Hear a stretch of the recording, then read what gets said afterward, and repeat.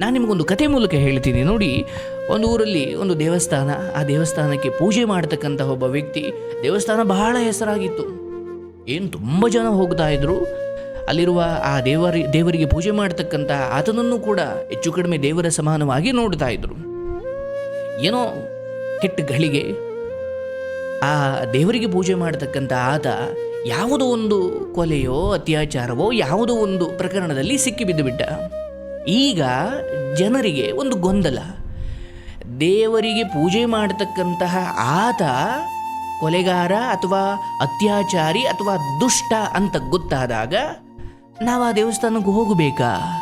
ಇಲ್ಲಿ ಧರ್ಮ ಸೂಕ್ಷ್ಮ ಏನಂದರೆ, ಒಬ್ಬ ದೇವರಿಗೆ ಪೂಜೆ ಮಾಡ್ತಕ್ಕಂಥವನು ಭ್ರಷ್ಟನಾದ, ದುಷ್ಟನಾದ, ಕೀಚಕನಾದ ಅಂದಾಗ ನೀವು ದೇವಸ್ಥಾನಕ್ಕೆ ಹೋಗೋದನ್ನು ನಿಲ್ಲಿಸಬೇಡಿ ಅಥವಾ ದೇವಸ್ಥಾನದ ಮೇಲೆ ನಂಬಿಕೆ ಕಳ್ಕೊಳ್ಬೇಡಿ.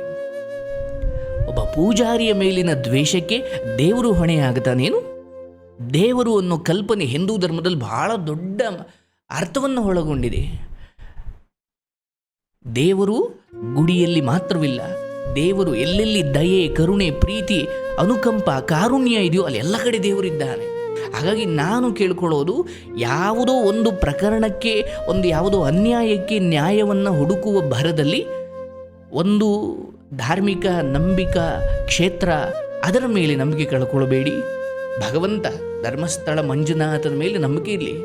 ಪೂಜಾರಿಯ ತಪ್ಪಿನಿಂದ ದೇವಸ್ಥಾನದ ಮೇಲೆ ನಂಬಿಕೆ ಕಳ್ಕೊಳ್ಳೋದು ಯಾವತ್ತೂ ಒಳ್ಳೆಯದಲ್ಲ.